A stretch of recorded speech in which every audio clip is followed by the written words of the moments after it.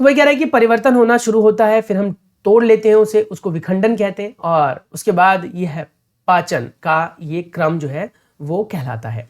यानी पाचन के क्रम में सबसे महत्वपूर्ण यही है कि हमें जो भी कुछ खाते हैं हम उसको तोड़ने की आवश्यकता है।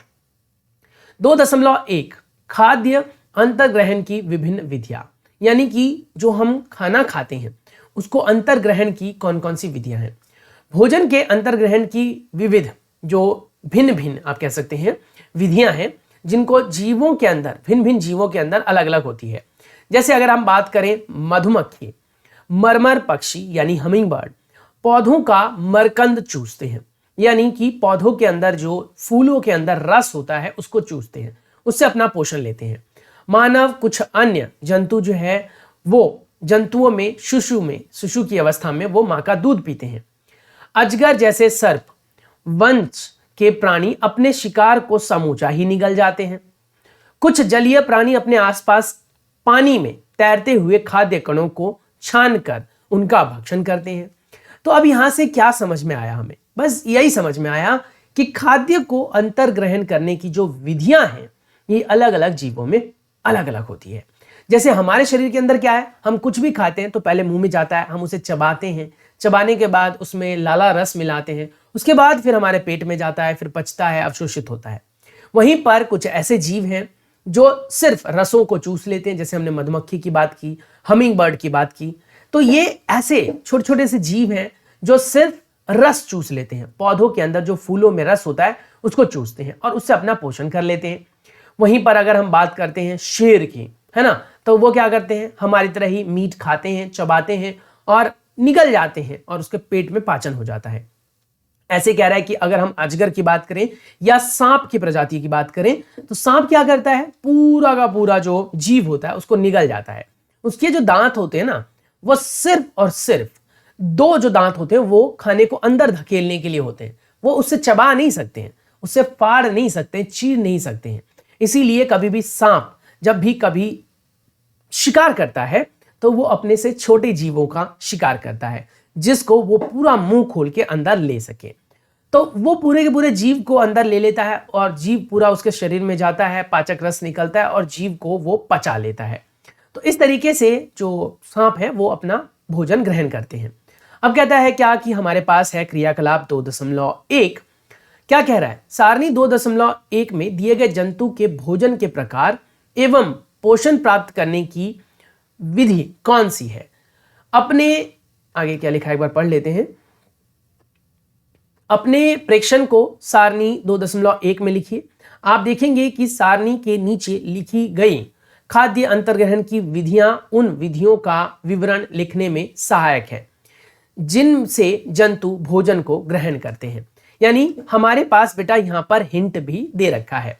जैसे घोंघे की बात करें तो आहार का प्रकार कैसा है इसका, घोंघा क्या करता है बताइए, घोंघा अपना आहार कैसे लेता है। तो घोंघा बेटा अपने आहार को चूसता है, निगल लेता है ना।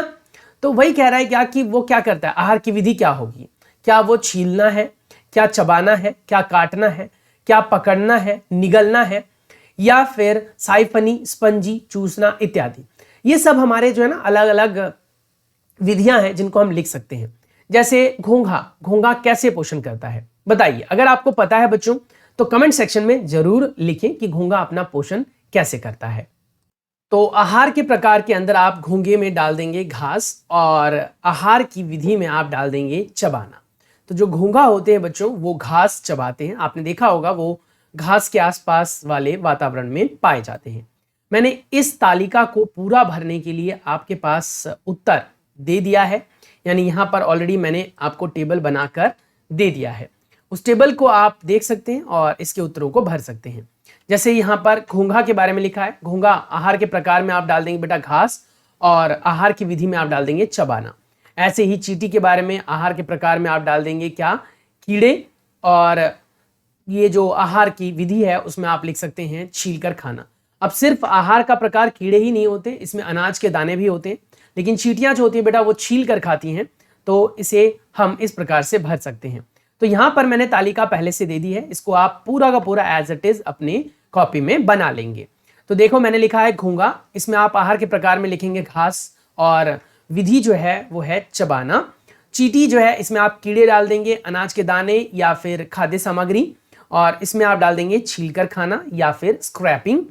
चील जो है वो मांस खाते हैं और इसमें आप डालेंगे पकड़ना और निगलना, पकड़ लेते हैं और निगल लेते हैं। उसके बाद है बेटा हमारे पास अगला मरमर पक्षी, जिसे आप हमिंग बर्ड भी कहते हैं। इसे आप मरमर पक्षी लिखिए या फिर हमिंग बर्ड, एक ही बात है। फूलों का मधु चूसते हैं ये, और ये इसमें डालेंगे आप चूसना। लाइस यानी कि जू जो हमारे सिरों में होते हैं बेटा, ये रक्त इनका भोजन होता है और ये चूसते हैं। मच्छर वो भी रक्त, वो भी चूसते हैं। उसके बाद तितली फूलों का मधु चूसते हैं और इसमें आप डालेंगे क्या, साइफनिंग। क्या डालेंगे बच्चों, साइफनिंग। मधुमक्खी अगर हम बात करते हैं तो हमने पढ़ा मधुमक्खी क्या करते हैं, फूलों का रस चूसते हैं, लेकिन मक्खी क्या करते हैं, सड़े हुए आहार को सोख लेती हैं ऐसे करके, तो यानी कि वो है स्पॉन्जिंग। ठीक है, स्पॉन्जिंग मतलब क्या हो गया, सोख लेना। तो ये अलग अलग विधियां हैं जिनका प्रयोग हमने किया टेबल को भरने के लिए। अगर आपको अभी भी समझ में नहीं आया बेटा तो एक बार रिवाइंड करके वीडियो को देख लेना, आपको सब कुछ समझ में आ जाएगा। तो अब तक हमने क्या बातें की कि भैया विशेष प्रकार के जो भोजन हैं वो किस तरीके से अलग अलग जीव जो हैं वो करके दिखाते हैं। तो ये सारी बातें हैं जो आपको ध्यान रखनी है। उम्मीद है कि यहां तक आपको समझ में आ गया होगा।